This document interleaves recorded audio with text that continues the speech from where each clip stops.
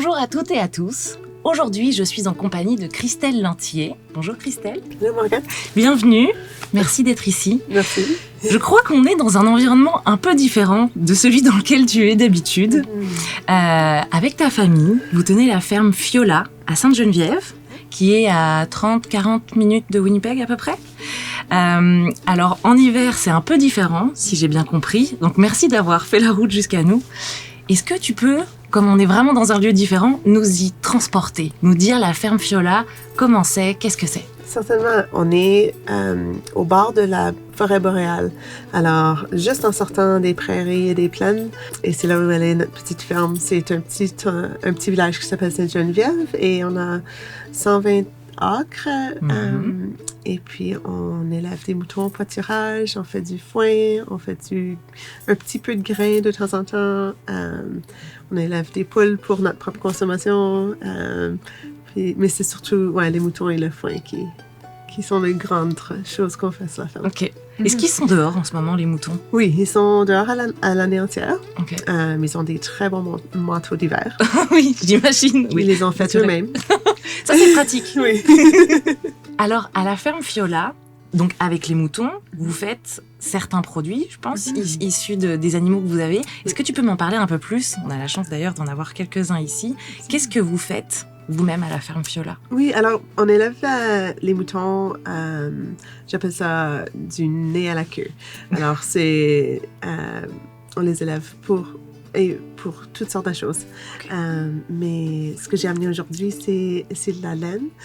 On doit tourner les moutons pour leur santé à chaque année. Et c'est un processus d'1 minute à peu près. On embauche un professionnel parce que c'est vraiment un métier spécifique, faire la tour des moutons. Okay. Et c'est vraiment comme aller au coiffeur. Ils s'assoient sur leurs fesses, là, puis on les tond. Ça prend 2-3 minutes. Ensuite, on leur coupe les ongles. Et là, ils sont tout prêts pour l'année. Comme aller au spa. C'est ça. Mais c'est très, très vite. Alors, la laine, elle tombe dans une forme, on appelle ça une toison. La toison, elle tombe en un morceau. Elle tombe pas, elle s'enlève du mouton en un morceau et là, il faut la nettoyer. Alors, on la met sur...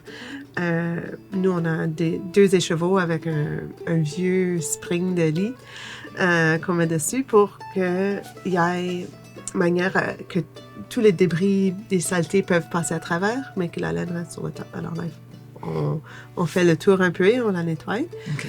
On garde la laine et puis la laine toute propre, donc elle doit être ensuite ouverte, alors piquée et ensuite cardée. Ensuite, elle peut se faire filer.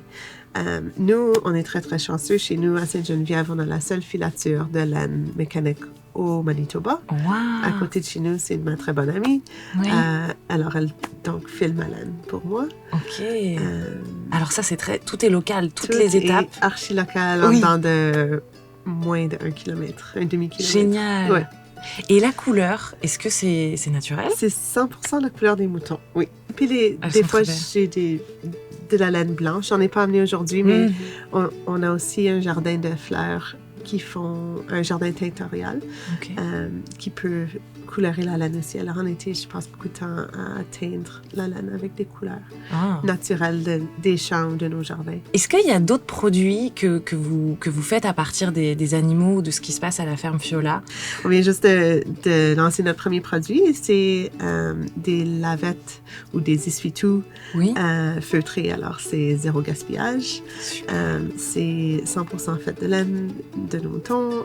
Et je crois que je vais commencer à acheter d'autres laines de d'autres producteurs locaux qui ne vendraient peut-être pas nécessairement leur laine autrement. Mais ce qui est le fun, c'est que ton éponge traditionnelle pour laver ton bain ou la vaisselle, elle est faite de plastique. Et ceci, c'est un produit qui est 100% biodégradable, compostable. Tu peux le mettre dans ton jardin sous un pot de fleurs après et ça redevient la terre que le mouton a utilisée pour pousser la plante pour manger. Alors, c'est très, très circulaire dans ce qu'on fait. Ah oui, c'est en fait ce qu'offre la terre à l'animal qui redonne quelque chose. Oui.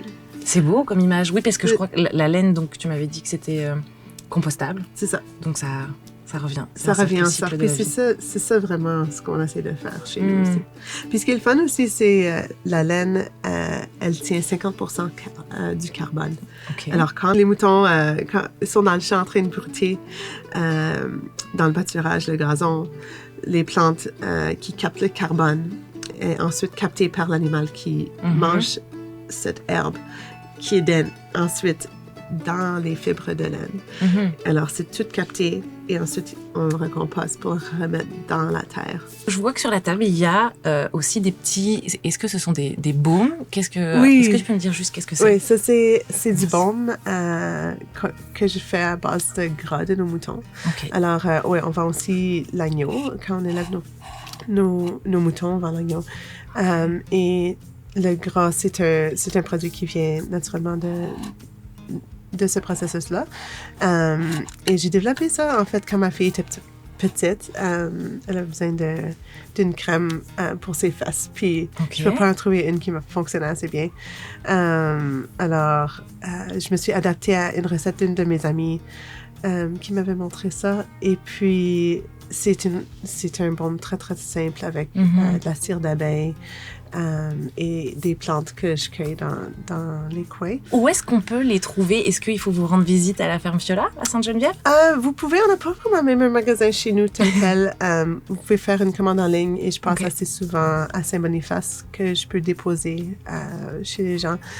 C'est toujours disponible sur notre site web. D'accord. Mais aussi, je fais des petits marchés en été et des fois, on fait des portes ouvertes. Alors, ouais, c'est juste de nous communiquer sur notre site web. D'accord. Puis on peut s'arranger. Alors, le fait que ça fasse un peu un cycle comme ça, comme ça revienne à la terre, un peu ce cycle de la vie, j'ai l'impression que ça correspond vraiment à vos valeurs, les valeurs importantes à la ferme Fiola. Si je me trompe pas, oui, il y a 4 valeurs qui sont très, très importantes. C'est durable, écologique, respectueux de l'environnement. Il y en a une 4e sur laquelle on va revenir après, mais déjà ces 3-là, comment donc ça se traduit dans vos pratiques à la ferme Fiola? Oui, alors c'est vraiment c'est ça qui guide toutes nos décisions. En 2012, on est arrivé c'est la ferme ancestrale de mon mari.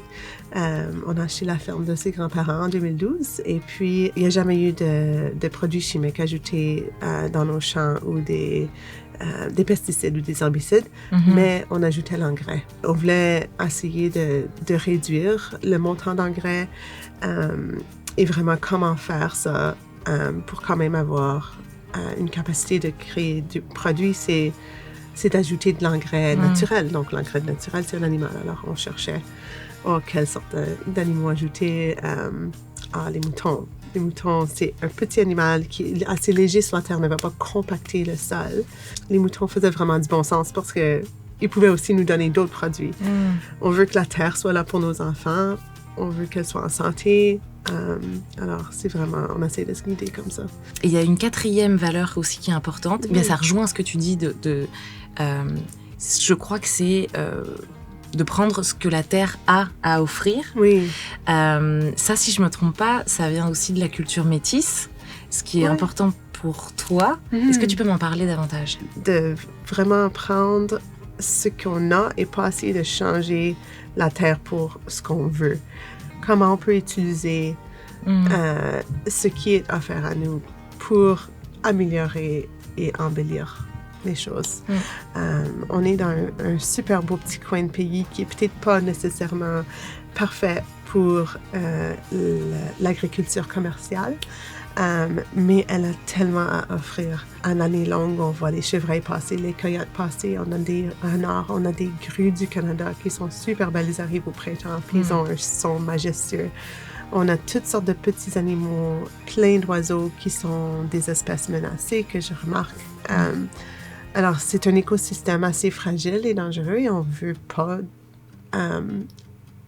pas déplacer ces arrivants-là. Ils vivent déjà là. C'est leur maison autant que la nôtre. Alors, on veut travailler avec tout ça et avoir le moins d'impact possible sur tout ça. Et en même temps, vous pensez, tu l'as dit, aux générations futures, aux enfants. Oui. Et c'est un peu pour ça que vous prenez aussi... ça fait partie des raisons pour lesquelles vous pratiquer la terre comme vous la pratiquez pour faire attention, prendre soin de l'environnement pour les générations futures? Absolument, oui, c'est très, très important.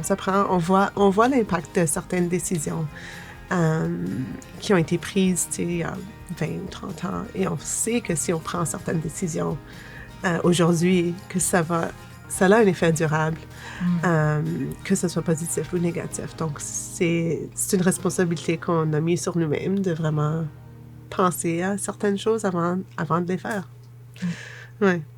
Merci Christelle d'être venue nous voir Mon et de nous plaisir. avoir fait un peu voyager à la ferme Fiola. Mon plaisir. À bientôt. À bientôt. À bientôt.